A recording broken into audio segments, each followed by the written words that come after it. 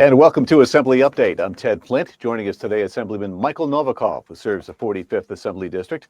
That includes Brooklyn. Thank you, Assemblyman Novikov. Good to see you, as always. I know you're eager to get to the program. You're freshly back from your trip to Israel on your pilgrimage. Welcome. Thank you, Ted. Thank you. Yes, it was an amazing trip, and it was my first trip to Israel.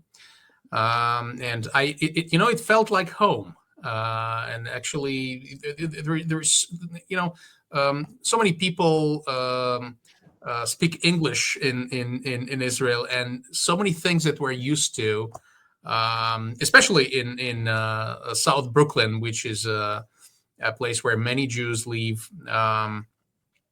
That it felt like I'm home. It felt like I'm in America, like in one of the states. Sure. Of the United States. Understandable. So, I mean, you're there, for the first time, and of course, the ceasefire recently between the Palestinians and Israel. What is your impression of the people over there? Are they hopeful this time for a lasting peace? What are the prospects for that happening?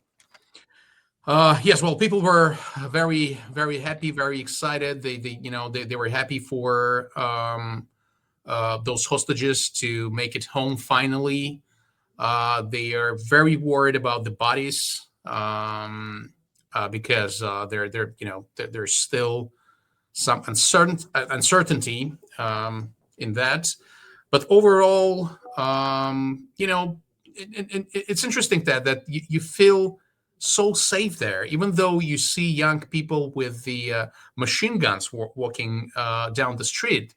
You feel extremely, extremely safe. I also visited one of the biggest military productions in Israel, Ashot Ashkelon, which is just 6-7 kilometers from the Gaza border.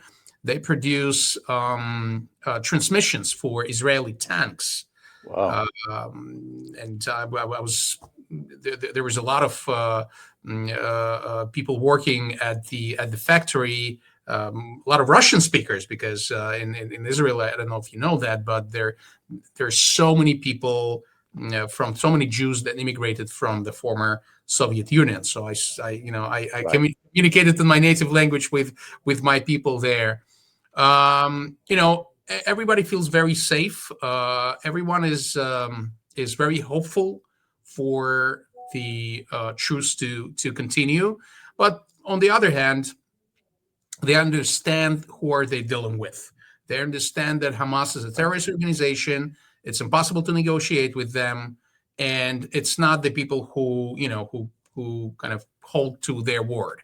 So it's both uncertainty, but at the same time, a lot of happiness because those Israeli hostages are finally home.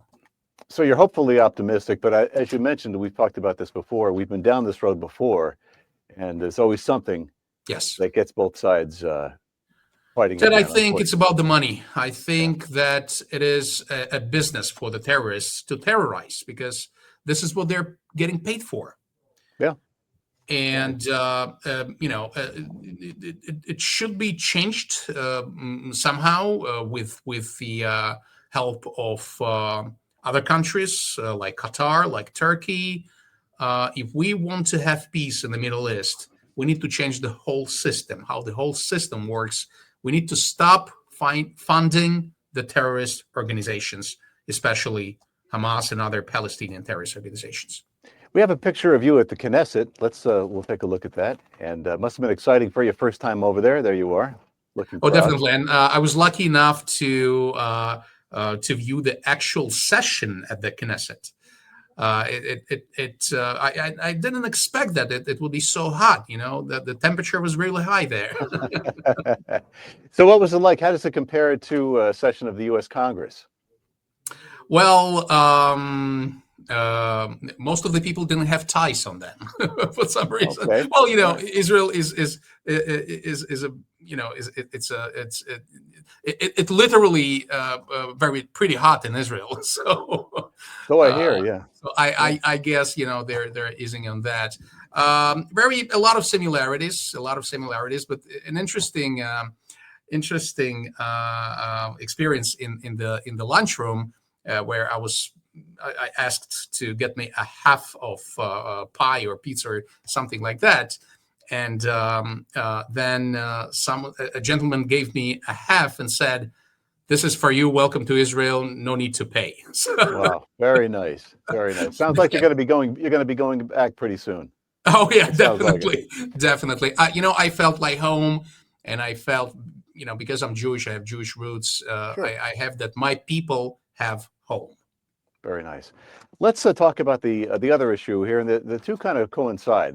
The election of the first avowed socialist as mayor of New York City, Zohran Mamdani. I'll get your opening, your thoughts about that, and a couple other more specific questions I want to ask you. Well, we kind of all knew where it's going to. We saw the enormous support for the first socialist anti-Semite. Yeah. He's now denouncing that, but a few months ago, like a year ago, that was the person who was telling very, very ugly things about Israel and Jews. And here we are. This is very unfortunate, but you know, we're strong people. We're a strong nation. New Yorkers are very strong. New Yorkers have been through many difficulties, and I think we will handle this. You know, that's Uh, not to interrupt. I mean, that's a good point because there are checks and balances, and I think he's not going to have a complete run of the city as many no, think he will. I mean, a third of the city's budget is operating budget is paid for by the federal government and the state. right. And I think yes, and I think it's really inappropriate for the mayor of the biggest city in the United States to fight with the president of the United States. I think you know he should have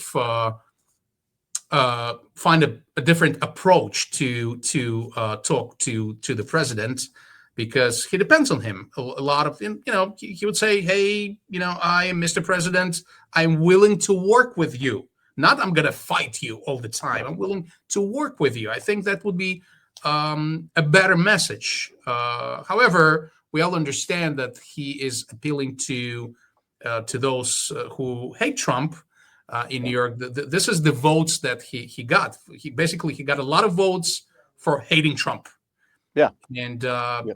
I'm really sorry to see this polarization, this enormous polarization in New York City and in the country. A lot of the people who voted for him are under 30.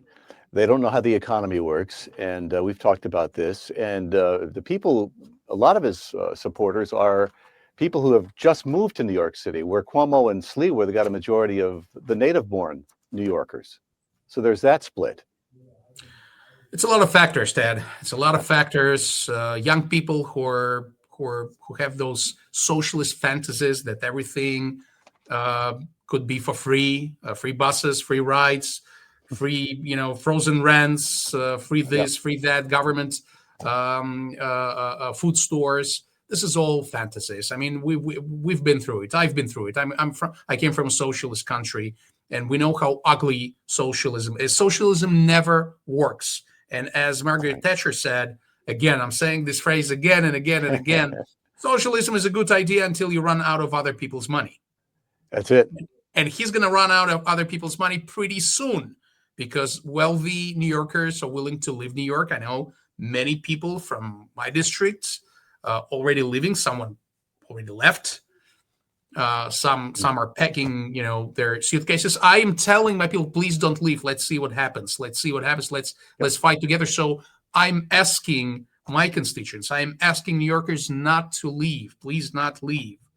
However, you know, some people are so scared by the possibility of living under a socialist anti-Semite mayor that they're leaving.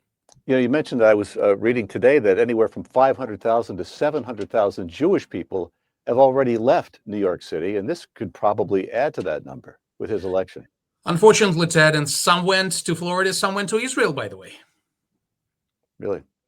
Yeah. Yeah, I mean, you mentioned his policy proposals. I mean, they're going to cost, I read in the New York Post, I think this morning, $10 billion for what freezing rents, free bus rides, free groceries. I mean, there's nothing that's free. It's the first law of economics. I mean, Of course. somebody has to pay.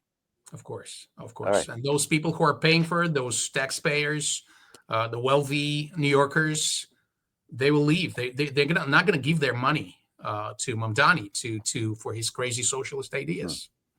All right, very good. If you want to get in touch with Assemblyman Michael Novikov, you can do that. Dial him in Brooklyn, Kings County, 718-743-4078. Assemblyman Novikov, a great program. It was nice speaking with you.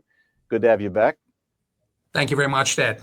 All right. Thank you. Thanks for joining us. We'll talk to you soon on the next edition of Assembly Update. I'm Ted Flint.